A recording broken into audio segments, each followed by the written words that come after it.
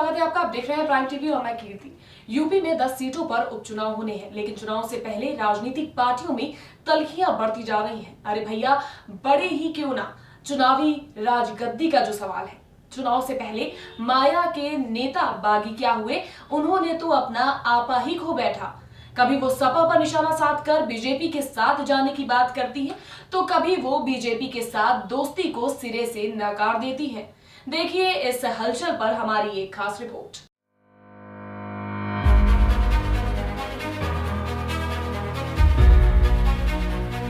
UP में उपचुनाव के लिए राजनीतिक गलियारों में गर्मी और बढ़ती हुई दिखाई दे रही है। कोई किस पार्टी का दामन थामने की बात करने लगा है, तो कोई किस पार्टी का। खैर, ये कोई नई बात नहीं। चुनाव आते ही दल बदल, समर्थन विरोध, इन सब मुद्दों की चर्चा नेता जोरों शोरों से करने लगते हैं। हाल ही में माया की पार्टी में उन्हीं के नेताओं ने सेंध लगा दी, जिससे बौखलाई मायावती ने सबको पार्टी से निष्कासित कर दिया और सपा पर भी जमकर निशाना साधा। माया ने तो यहाँ तक कह दिया कि सपा से गठबंधन हमारी सबसे बड़ी भूल थी।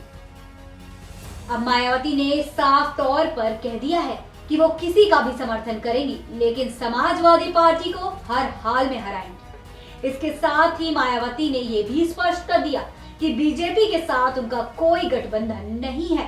मुस्लिम समाज के प्रति अपनी विचारधारा का हवाला देते हुए मायावती ने यह भी कहा है कि वो बीजेपी के साथ चुनाव लड़ ही नहीं सकती, क्योंकि उनकी पार्टी की विचारधारा उनसे नहीं मिलती। मायावती की नाराजगी खास तौर पर इस वक्त समाजवादी पार्टी से है। लोकसभा चुनाव में साथ मिलकर चुनाव लड़ चुकी दोनों पार्टियां आमने सामने हैं। मायावती ने फिर से बात दोहराई कि सपा को किसी भी कीमत पर जीतने नहीं देंगी। उन्होंने कहा कि सपा को हराने के लिए किसी का भी समर्थन कर सकती हैं। वहीं मायावती ने साफ तौर पर लोगों को ये बता दिया है कि वो राजनीतिक गलियारों से अभी संन्यास नहीं लेने वाली हैं। मतलब साफ है कि भाजपा सुप्रीमो मायावती उपचुनाव के बहाने विधानसभा चुनाव के लिए अपनी तैयारियां पूरी कर रही हैं।